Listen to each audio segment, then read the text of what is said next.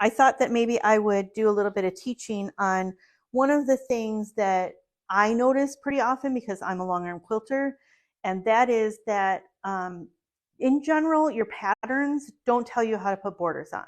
The patterns, the books, unless they're like a beginner book, they just tell you to apply the border.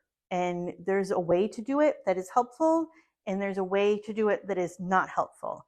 And sometimes I think people just sew their border strips together and then they just keep them all sewn together. They put them on the side of their quilt and then they don't like keep anything square. And what ends up when you do that is wavy borders. And what I mean by wavy borders is like if you were to lay your quilt out flat on the floor, sometimes, and I've seen this many times, sometimes you can see just a little bit of wave in your borders because there's some fullness there because the borders are essentially longer than the quilt top. So I'm going to show you how to prevent that. But first, because I'm using a panel here, I wanted to show you a little trick that I have employed using panels. So Sandy, I'm going to have you bring the camera down so that you can see what's on my board here. And this is just a simple panel. It's about the size of a placemat. So I'm going to create a placemat out of it. But one thing that is true of panels is like you can see where the straight of grain isn't so straight. And if this were just fabric that didn't have a panel on it, we would just cut it in whatever straight line we wanted to cut it, whatever measurement. But sometimes it helps using your clear ruler to, instead of cutting by a measurement, cut by one of the lines on the panel. So in this case, we've got this, you can see this blue line has a little bit of cloud in it. And I'm going to use this ruler and I'm going to line the ruler up on the blue line with about 1/2 of an inch, with exactly 1/2 of an inch away from that blue line. So Sandy, can you see here where this blue is a little bit off of the line? So keep the camera right there and I'm going to show what I do. I will just give it a little tug. Sometimes I'll scratch it with my fingernails or just give it a little tug. And what I want to do is make sure that that blue line is along my 1/2 inch. And then I would rotary cut this. Now it's not always going to be a 1/2 inch. It's just however far apart or far away from the line you want it to be. Sometimes you might want to do 1/4 of an inch.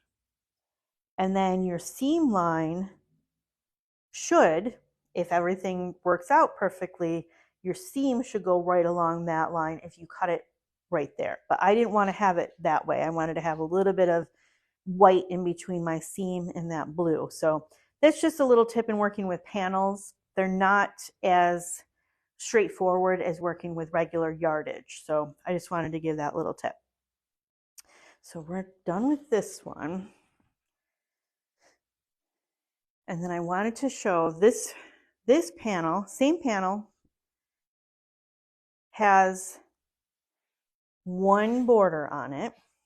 I applied this border on the top, and this will show you, and let me know, Sandy, if you can't see that little bit of white strip that was created by cutting that 1/2 inch. And you can see that it is not perfect, and it is not, it's not going to win any awards. I think just for argument's purposes, we're going to leave that there because that's not what we're worried about today. So I just wanted to show you, this is pretend that this is a very big quilt, not a little bitty thing, but I wanted it to be able to fit in the camera frame. So I created this quilt top, and then once you have your quilt top all together, what you want to do, rather than sewing your border strips together and just sewing them on the side, is you want to measure how long you want your border strips to be. And the way that we determine that, in order to keep that quilt top as square as possible and keep your borders keeping the sides together, is you're going to measure the distance between, I folded this in half, this is folded in half, you're going to measure the distance between this side and this side across the middle of your quilt. Now some folks would do it in 3 different places. So across here, across the middle, and then across here, which is like, it's probably like every 4th of the quilt. I don't do that, but it's okay if you do that. And then once you have those 3 numbers, you can take the average. And what that will tell you is how long your border should be. So in this case, this quilt per se is 21.5 inches wide. And so what I did for this border is I cut my strips. This is an example of what a strip looks like. And then when you're sewing them together, you want to sew them just like you do the binding. Not everybody does that. This is how I do it. You could sew them either end to end just with a 1/4 inch, or I do it on a diagonal, so that if I had a big quilt, I would have all of my length sewn together on a diagonal. But I took a strip like this because it was bigger than my top, and I cut it into a piece that was 21.5 inches long. So here's my border piece, and you can see that when you put it on the top, it fits just right on that quilt top. Now, sometimes you will find that on the edge of your quilt top, it is not the same dimension as the middle of your quilt top, in which case you'll have some fullness one way or another. Either the length of your border will give you some fullness, or the length of your top will give you some fullness. And what we want to do with this process is ease that fullness across the whole top of the side of your quilt. So the way we're going to do that is we're going to take both pieces, and by both pieces I mean both the border and the top, and you're going to fold them first in half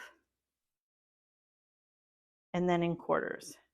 And most of the time it's going to be a lot bigger than this, but you're going to fold it first in half and then in quarters, and then you're going to put it on your pressing surface, and you're going to take your iron. And this is an Oliso iron. I don't know if you heard that noise, but when you put an Oliso iron down and you let it go, it pops up. So that's one of the fun things about it.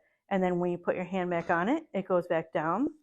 And so what I did was I put a nice heavy crease at one side of those quarters, 1/4 inch or quarter of the top points, and then another nice heavy crease on the other side. So I'm going to put that aside, and I'm going to do the same thing here. I'm going to fold it in half and then fold it in half again. And by the way, feel free to ask questions because Sandy is watching for comments. So if you have a question in the middle, then she can let me know. So I folded that in the same way that I folded the border, and I'm going to do the same thing here. Oops, I don't want to do that.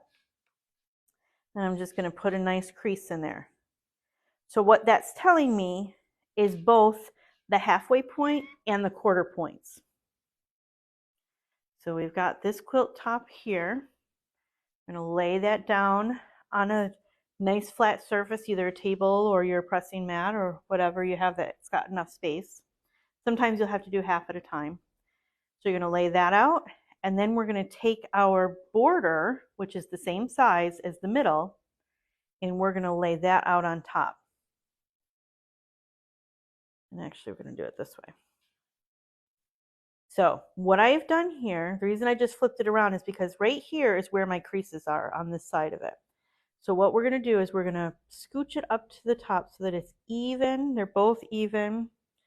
We're going to take a pin and we're going to line up this crease and the crease on the border. We're just going to put that pin in. I do them perpendicular with some sticking out here because I don't like to sew over my pins. We're going to put that there. We're going to put this one here. And then if this were a huge quilt top, you would fill in between also. I like to have my pins just about this far apart. So if your quarters are like this big, then you would want several pins in between. Then I'm going to put it over here. And then one over here. So then you've got your border pinned to your top. And you can just take it to your machine, sew that 1/4 inch, pulling your pins out, and then you have a nice border on your top. But what if your border is a lot wider than the side of your quilt because the side is somehow your seams are not right or whatever, so that your side is smaller? So we're going to pretend that's the case over here. So our border is going to be bigger than or longer than the top. So I just created that problem here. So we've got some border hanging off here. So what we're going to do is we're going to pin the center point. Now I've exaggerated this. It won't be this much bigger, but I'm just exaggerating it just to show you how it's going to work. So we kept the center point where the center point should be. We put the end point where the end should be, and then we've got a whole lot of fullness in here. And so we're going to try to even that out a little bit. This is very extreme for demo purposes. It won't usually be this big, but we're going to even out that. And then we're going to line up those center points again, and we're going to ease in that fullness. And in most cases, when you stretch this a little bit like that, it will all flatten out. And so as you're sewing on your machine, you're going to give it a little stretch so that all of that fullness is eased in. And the same is true if you have the opposite problem, which means if your quilt top is bigger than your border, you're going to do the same thing. You're going to line up those points, and then you're going to ease that fullness in between them and do your best to even it out. And the reason for that is because the fullness is there.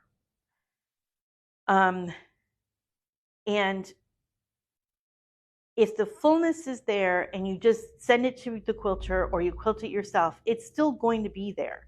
So what you want to do is try to minimize that. And also you want your quilt top to be square. So this is a way to contribute to both of those problems where you're easing in that fullness so it's not all in one spot, and you're also making a nice square quilt top. So there's my tip of the day. And I haven't heard any questions from Sandy, so I'm guessing we're just listening and we don't have any questions. But if you do later and you want to add them to the comments, I'm going to be monitoring those comments so that we can check that out. So there's your little quick tutorial on putting borders on your quilt. And I'm going to be making some placemats out of these because I just love these butterflies. They're so pretty. So there's that, and we've got 2 borders on so far. So we'll see how that goes.